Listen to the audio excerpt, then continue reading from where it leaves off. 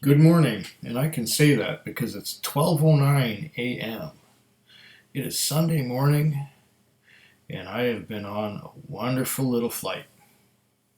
I started with Grant's Finest, Family Reserve, blended Scotch whiskey, and then I had a Ceylon number one, Mohan Meekan's Ceylon number one, Indian whiskey, which I recorded.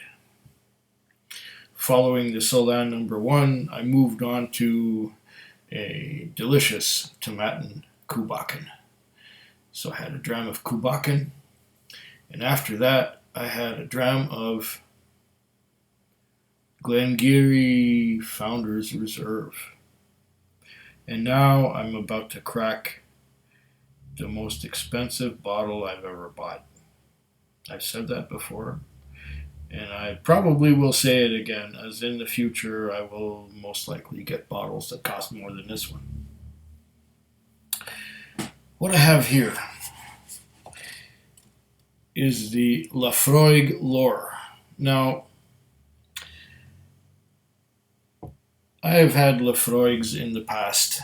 I enjoyed very much the 10-year-old Laphroaig. I have enjoyed very much the quarter cask Laphroaig. And my favorite Laphroaig to date was the Laphroaig Triple Wood. I enjoyed that one so much. If there is a whiskey that had the perfect balance of smoke and sherry, that was the one. It was 10 times more intense than the Smokehead. I enjoyed that whiskey so much, I wish I could still find it on the shelf. That was the Laphroaig Triple Wood. This is the Laphroaig Lore. It's expensive. In my locally here, it is, well, $174.95. Now, with all the taxes that are imposed by the Canadian government and the British Columbia provincial government and bottle deposit and everything else, it comes up to $201.24. That's a lot of money for me. But fortunately, I have had a good month, and having spent this does not hurt me one bit. In fact, it gets me to try another Laphroaig because my Isla row of whiskies was lacking a Laphroaig. I had a Kilchoman, I had a Lagavulin, I had a what else have I got there? A Kalila. I had a. Anyway, I had everything except for Bowmore and Laphroaig. Bowmore, well, I don't know. I will get into Bowmores again, but my experience with them has been a little bit short of satisfactory. I had one that was finished in bourbon barrels exclusively, and it was okay. And the Bowmore I had before that was a Bowmore 12. I guess that was about 4 years ago, 3 or 4 years ago, and it lost its smokiness quite fast. And my glasses are crooked all the time. There, maybe that's better. I don't know. You tell me. Anyways, I've got the Laphroaig Lore here. Now, why did I straighten my glasses when I'm going to grab the other ones to read what's on the label? Ugh. Well, this is what happens when I've had 3 or 4 drams. Is there anything left? Yes, there is. There is a bit of Glengarry left in here. Glengarry Founders Reserve. Fine stuff. It's one of my go-tos for 58% alcohol by volume whiskeys. Here we go.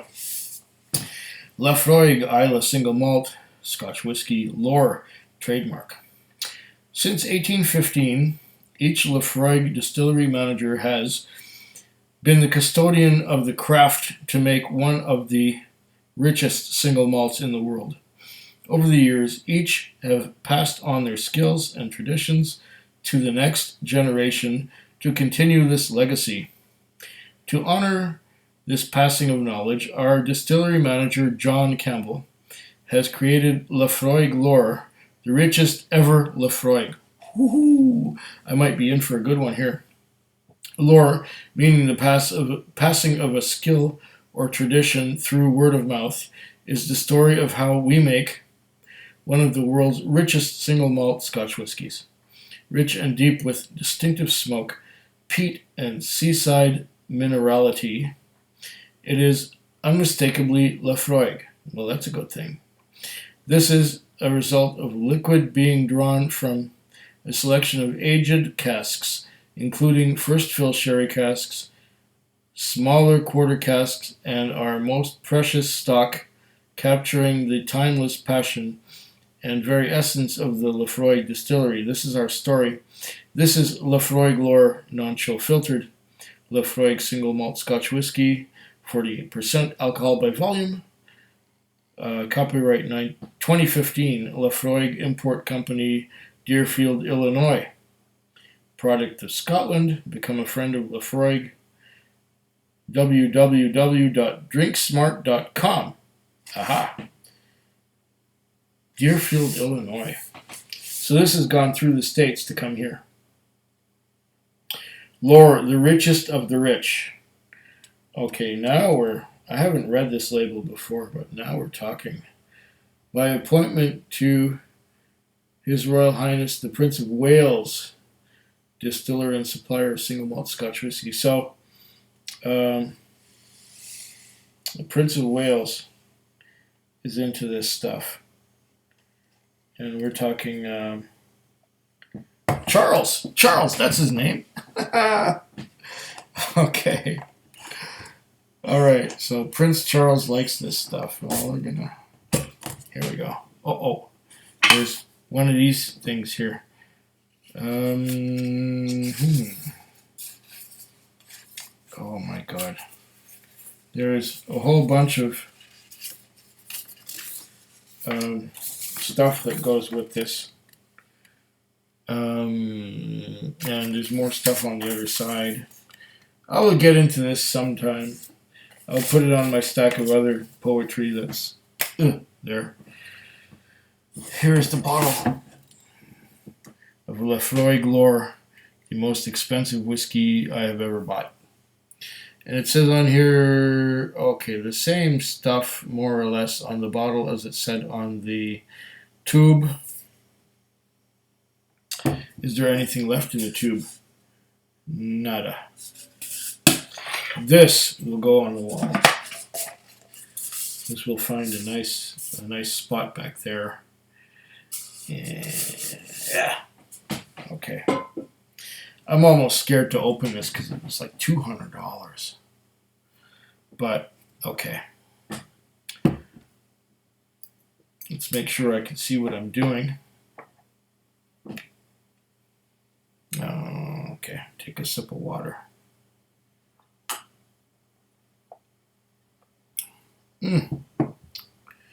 Okay, now where's the little C-shaped thing that I stick my fingernail in?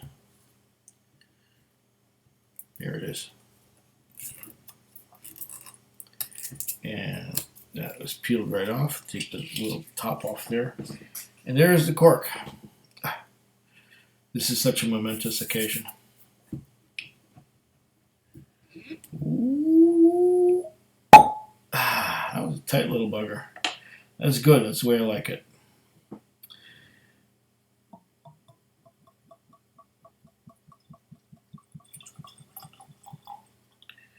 Now, I love Laphroaig.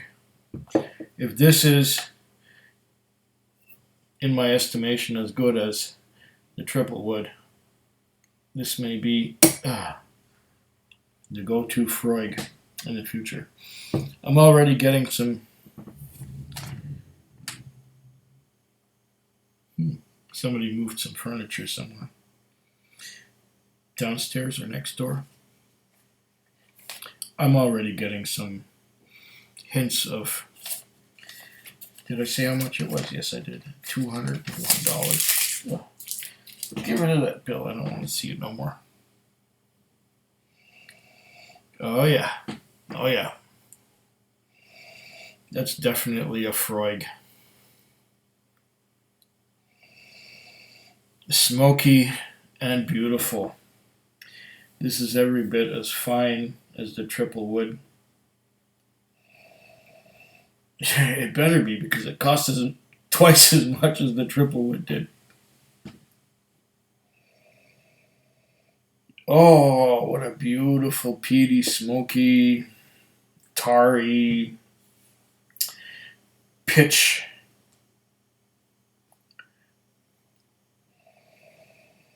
And underneath that overpowering tar, there is something sweet. Oh, yeah. There is sherry. Now, it's bottled at 48% alcohol by volume, 750 mils. Definitely set up for the North American market, being imported through the States. Oh, you cannot mistake the nose of the Laphroaig.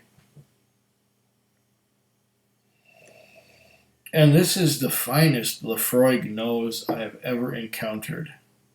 This is lovely.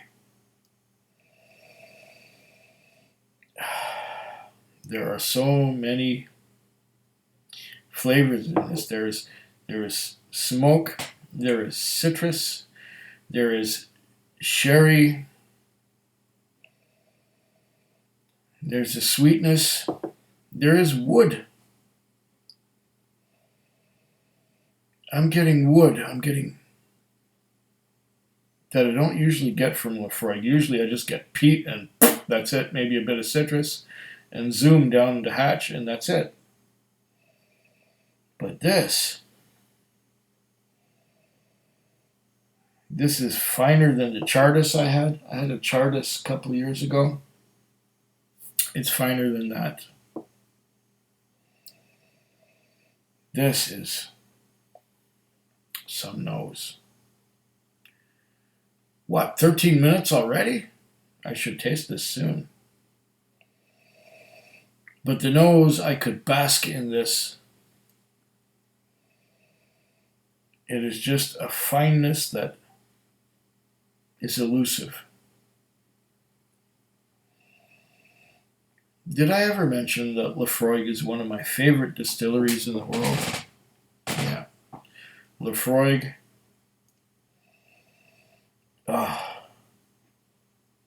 This may be worth the $200. Beautiful smoke, citrus, tar, and more. Let's taste it. Wait. Cleanse the palate, because I had some Glengarry Founders Reserve, 1797, I think it was, which has a lot of leathery notes. This,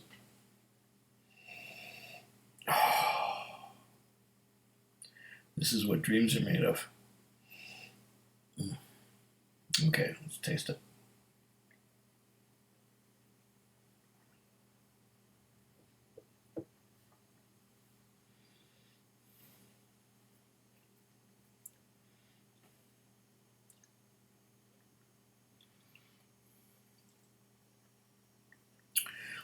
Intense peat.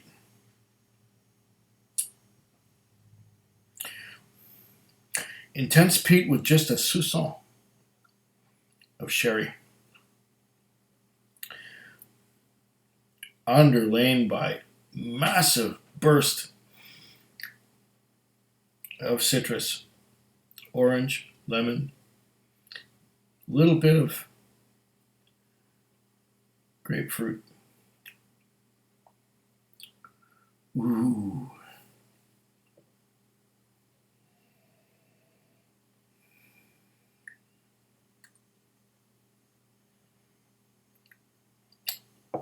And the tar is the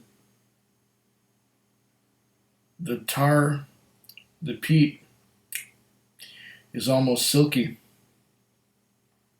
and it becomes ashen in the aftertaste. Oh, this is delightful.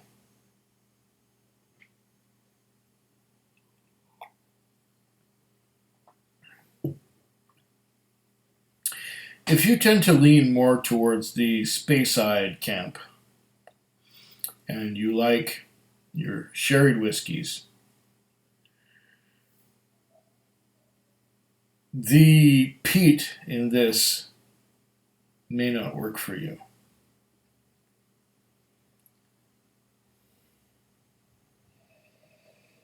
But if you have enjoyed Laphroaig in the past, this is the ultimate Laphroaig I've ever tasted. It has dimensions beyond the 10. It's leaps and bounds superior and more complex to the quarter cask, which is a very excellent whiskey.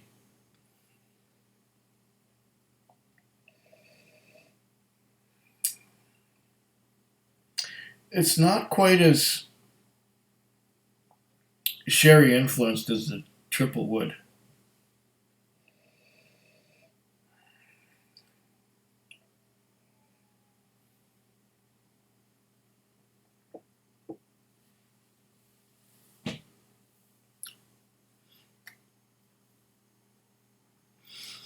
It has a rich, thick, viscous mouthfeel, like there's something substantial behind it. And in behind, there is the peat and the smoke and the tar and the creosote. Oh, that creosote note, I love it. This is a beautiful, wonderful, delightful piece of work.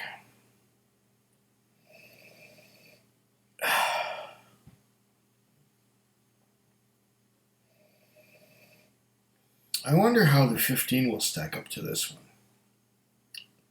Maybe I'll get some. But this is a fine, fine, fine Laphroaig. The high ABV, the 48% alcohol by volume, carries all the flavors and complexity directly to the palate. And I do not tire from nosing this. I could get drunk on this stuff.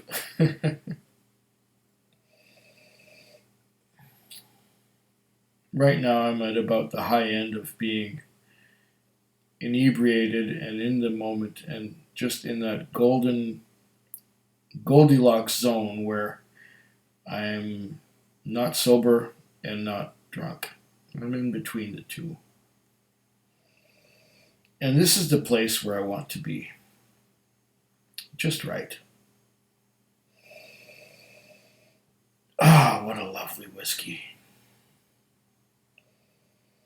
What a beautiful, delightful dram. I will savor this for quite some time. This is possibly the best Isla I have ever had. Sláinte. Food Quig. Food Quig. Food Quig. Food Quig. Food Quig. Yeah.